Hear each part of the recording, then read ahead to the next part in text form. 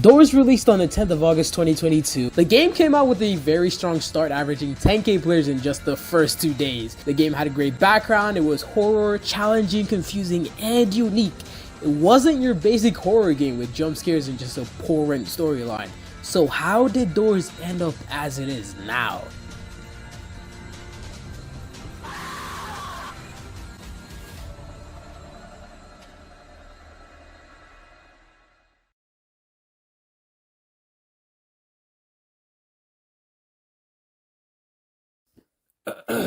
Okay. Honestly, I kind of want to play Doors right now. Yeah, but Doors is kind of boring alone. Maybe I should look for someone. Yeah, that works. I'll look for someone to play Doors with me. Yeah, let's go on Discord. Yeah, that works. Yeah, I could do this. Yo. Okay.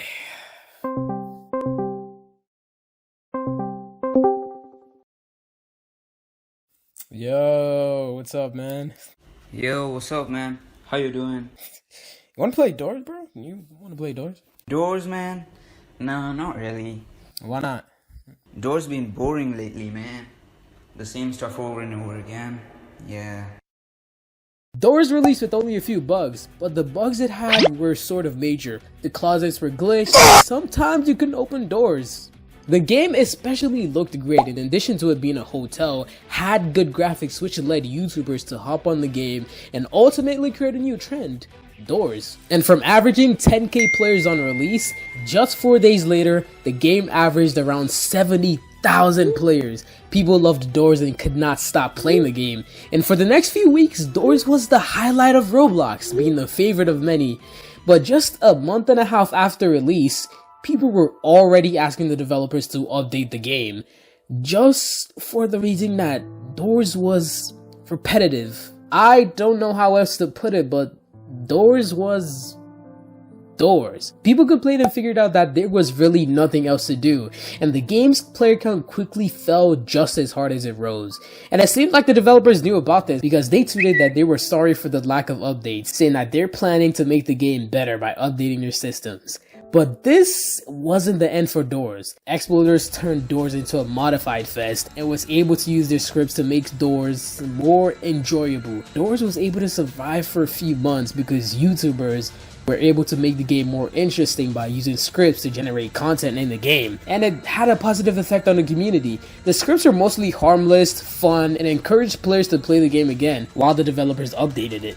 And by no means did the player count rise to what it was before, but it was able to sustain about 40,000 players till the update came. And so after a couple of months, the developers finally gave way to new information about the update, and on January 28th, the Doors Update 1.5 came out.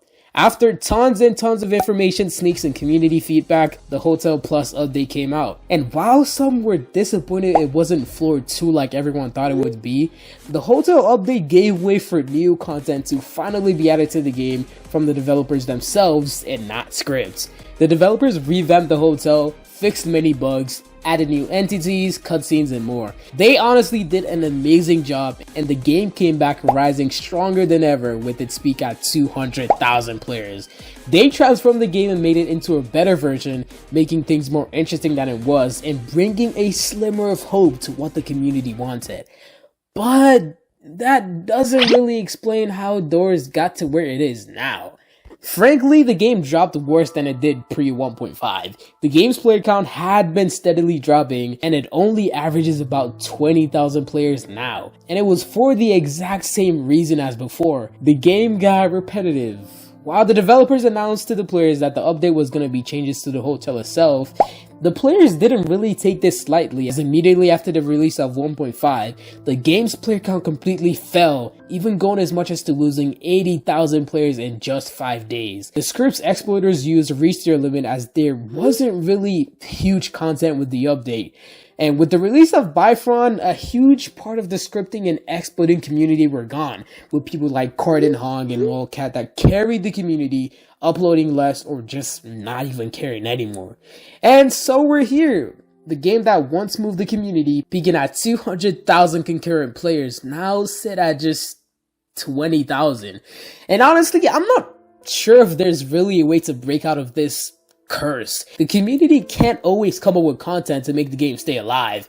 And even when Floor 2 does get released, the sad thing is that Doors will always find its way to come back to this root. The game will go the same way and eventually become repetitive and die out. Also, with the situation that the developers are currently in, I'm sure it's only Elsplash and Red that work on majority of the stuff. The developers need time and can't really keep up with the pace that, let's say, Bed Wars that updates every week does, which is pretty much needed to keep the game alive. So there really isn't a way to break out of this curse. And eventually, the fall of Roblox Doors will happen.